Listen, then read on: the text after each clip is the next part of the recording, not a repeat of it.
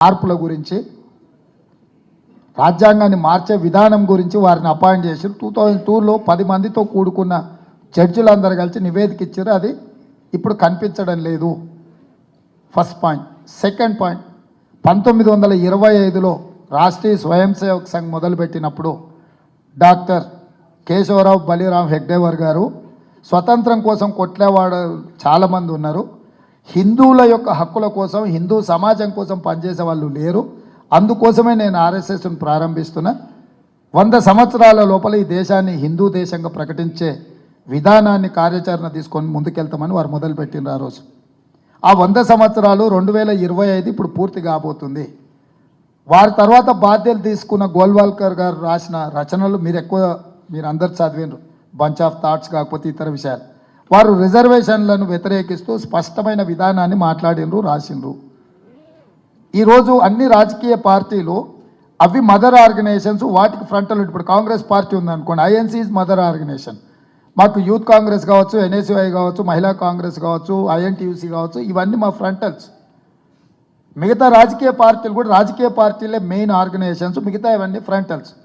వేరాజ్ in BJP is not an mother organisation. BJP is an frontal organisation of RSS. RSS యొక్క రాజకీయ కార్యాచరణను అమలు చేయడానికి వాళ్ళు బీజేపీని ఏర్పాటు చేసుకున్నారు. హిందూ సమాజం కోసం విశ్వ హిందూ పరిషత్తును పెట్టుకున్నారు. విద్యార్థి సమాజం కోసం అఖిల భారతీయ విద్యార్థి పరిషత్తును పెట్టుకున్నారు. రైతుల కోసం బీకేఎస్ పెట్టుకున్నారు. కార్మికుల కోసం బిఎంఎస్ పెట్టుకున్నారు. అగ్రెసివ్ మిలిటెంట్ యాక్టివిటీ కోసం బజరంగ్ దళ్ను పెట్టుకున్నారు. ఆదివాసీల కోసం వనవాసి కళ్యాణ్ పరిషత్ అని పెట్టుకున్నారు. అంటే ఆర్ఎస్ఎస్ యొక్క ఎజెండాను అమలు చేయడానికి ఆర్ఎస్ఎస్ ఎన్నో ఫ్రంటల్ ఆర్గనైజేషన్స్ పెట్టుకున్నది. అందులో political frontal organisation is BJP.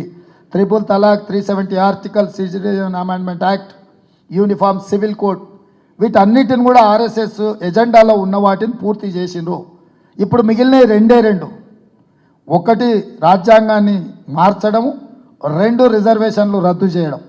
ఈ రెండింటిని అమలు చేయడానికి 2/3 మెజార్టీ కోసం ఇస్ బార్ 400 పార్ అనే స్లోగన్ తీసుకొని 400 సీట్లు వస్తే 2/3 మెజార్టీతోని సభలో పాస్ చేసి మోర్ దాన్ 50% రాష్ట్రాలలో ప్రభుత్వాలు ఆమోదిస్తే ఆ బిల్ పాస్ అవుతుంది. అందుకే 8 రాష్ట్రాలను ప్రతిపక్షాల కూటంలో ఉన్న ప్రభుత్వాలను పడగొట్టి వాళ్ళు సొంత ప్రభుత్వాలు ఏర్పాటు చేసుకున్నారు. ఈ 2025 అనేది మనకు అత్యంత కీలకమైన సంవత్సరము. ఆర్ఎస్ఎస్ 100 సంవత్సరాలు పూర్తి చేసుకోకపోతుంది. ఆర్ఎస్ఎస్ భావజాలాన్ని పూర్తి స్థాయిలో ఈ దేశంలో అమలు చేయడానికి అగ్రెసివ్గా బీజేపీ ముందుకు రాబోతుంది. ఇది ఐడియాలజికల్ వార్. ఈ ఐడియాలజికల్ వార్లో వాళ్ళు దేన్నైనా స్టేక్ చేస్తారు, వాళ్ళ విధానము. అదేవిధంగా 1881 నుంచి బ్రిటిషర్స్ మొదలుపెట్టారు జనాభా లెక్కలు కట్టడం. ప్రతి 10 సంవత్సరాలకి జనాభాను లెక్కించి ఆ దేశంలో ఎంత జనాభా ఉన్నారో చెప్పే